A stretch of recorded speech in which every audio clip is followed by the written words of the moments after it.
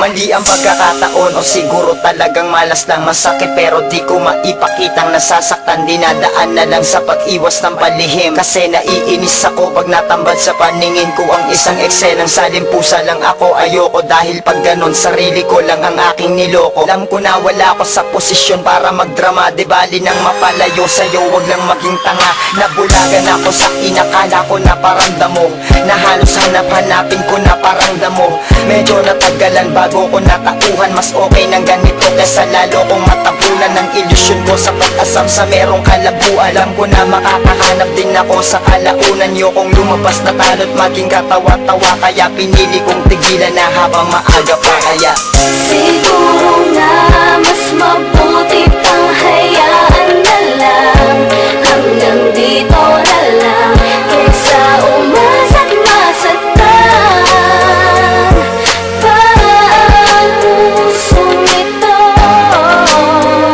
sa isang tulad mo.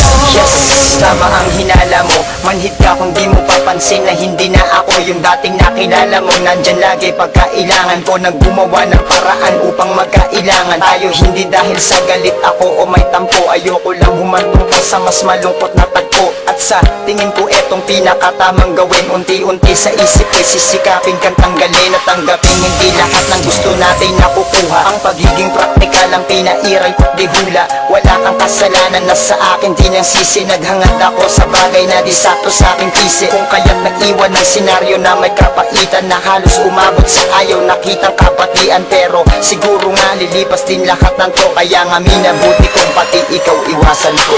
Siguro nga mas mabuti pang hayaan na lang, hanggang dito na lang, kaysa umasa't masaktan pa ang pusong ito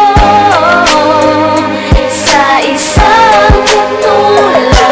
Mula dito ay hinayaan kong matuldukan lahat. Salamat sa pagkakaibigan at sa oras mo. Hangad ko ay ang lumigaya ka maski hindi ko man sabihin. At siguro sa awit na to ko lamang aaminin, gaya ng sinabi ko nung unang istansa pa lang. Kung ano mang nagkaroon tayo, yaang hanggang dun na lang. At di man klaro ang lahat sa'yo, di na rin mahalaga. Di lahat ng araw ay Pasko, ganun lang talaga. Wala na rin saysay na pag-usap at makapain to. Tugon ko ay ngiti kung ako man ay kausapin mo. Wala sa aking bahid ni konting hinanakit. Malungkot lang pakinggan kasi malungkot din yung beat, hindi yung biro. Okay kung napangiti ka rin, sabihin mang baduy, etong naging karugtong so till then. Ito ng last line, ito na rin yung parting paalaman. Yaang magkakilala na lamang tayo sa pangalan.